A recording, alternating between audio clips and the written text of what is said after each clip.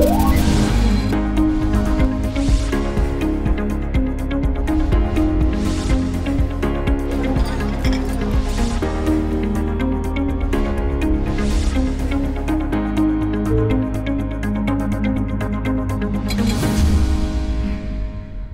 sebagian orang memang begadang itu merupakan satu keharusan karena dia harus bekerja. Apalagi sekarang di masanya orang bekerja dari rumah. Waktu kerja itu kadang-kadang bisa rapat misalnya mungkin jam 11 malam, jam 12 malam rapat sampai pagi. Atau mungkin profesi tertentu ya. Profesi tertentu dokter termasuk sebenarnya. Ada yang mesti jaga malam, ada juga yang dinas malam. Atau pembawa acara mungkin.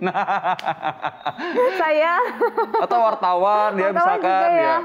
Atau ada yang shift malam juga, tugas pabrik juga ada. Nah katanya ini bisa menjadi bahaya untuk kesehatan. Karena tadi ada akun yang bilang bisa bikin stroke. Nah kali ini ada dokter narasumber kita, Dokter Nurul Rahmawati, spesialis neurologi. Halo Dokter Vito, Mbak Intan. Halo dokter. Halo. Aduh dokter, ini jadi polemik nih bagi apalagi misalnya kayak saya dokter bawa acara bola kan tengah malam harus begadang. Sama, kita resikonya sama nih. Iya, sama dokter-dokter juga kan sama. Iya. Nah dokter, ini ada fakta dan mitos beredar nih dokter. Ini fakta atau mitos, katanya kurang tidur dapat meningkatkan resiko tekanan darah tinggi. Ini fakta atau mitos? Ini fakta dokter. Fakta? Iya, ini fakta sekali. Jadi memang ketika kita kurang tidur atau begadang, nah itu menyebabkan metabolisme kita sama hormon kita meningkat. Ini ada bagian tubuh lain itu juga yang aktivitas aktivitasnya meningkat sehingga itu menyebabkan pembuluh darah kita vasokonstriksi. Nah, ketika vasokonstriksi kemudian jadilah darah tinggi itu tadi, gitu. Jadi kaku, tekanan darahnya jadi naik makanya. Iya, benar. Apalagi ada hormon-hormon tegang ya. Karena kita dipikir mungkin lagi kerja kali dokter. Iya, dipikirnya dia lagi kerja. Jadi harusnya yang hormonnya itu bekerja pada malam hari, nah itu jadi berantakan dia, nggak bisa ngaturnya. Karena dia mikirnya, oh ini masih pagi gitu. Oke. Jadi memang mereka sebenarnya udah tahu jam-jam untuk iya, tubuh kita tuh udah pinter dia. Ini harusnya malam waktunya yang kerja tuh ini gitu, hormon ini. Tapi ternyata karena kita nggak tidur jadi berantakan dia, kacau. Gitu. Oke, selain darah tinggi ada satu lagi nih penyebab stroke atau serangan jantung ya pada usia muda, yaitu gula darah nih. Katanya kalau kita sering begadang ini bisa meningkatkan gula darah atau mengganggu metabolisme gula darah. Ini fakta atau mitos? Ini fakta Dokter Vito. Fakta juga? Iya, benar. Jadi ketika kita kurang tidur, ada beberapa hal kan.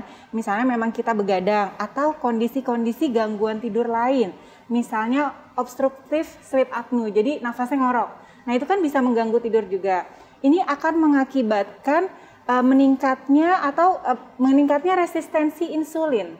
Gitu, sehingga ini yang akan menimbulkan kita terkena diabetes. Nah selain itu kan tadi yang jalur langsung, ada jalur yang tidak langsung. Jadi ketika kita begadang terus-menerus, itu akan menyebabkan obesitas.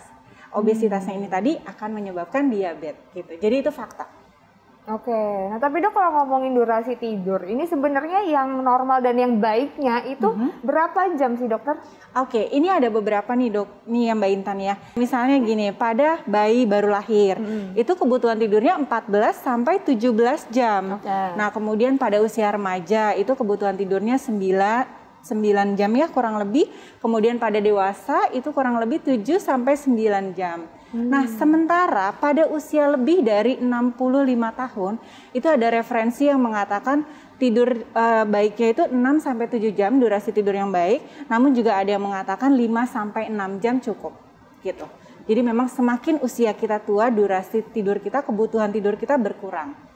Seperti itu. Jadi kadang-kadang memang orang usia lanjut kadang-kadang susah tidur malah. Ngeluhnya sebenarnya gitu ya kadang-kadang ya. Kalau tidur kok kebangun-kebangun, malamnya udah bangun. Jadi udah bingung mau ngapain gitu. Nah kita harus cek lagi nih, apakah memang benar kebutuhan tidurnya itu sudah tercukupi atau belum. Atau karena dulu saya tidur 7 jam dok, sekarang cuma 6 jam misalnya seperti itu. Kan bisa aja pasien mengeluh karena kurangnya 1 jam itu udah ngeluh gitu. Ada juga karena nggak ngitung jam tidur siang. Tidur siang nggak dihitung. Oh iya, kebutuhan tidur ini merupakan kebutuhan tidur harian. Bukan hanya malam hari, jadi per 24 jam durasi tidur kita yang tadi saya sebutkan normalnya. Oh gitu, itu berarti dihitung tidur siang juga? Benar, jadi tidur siang itu sebenarnya tidak boleh banyak-banyak karena nanti malamnya akan terganggu, jadi kebalik tidurnya.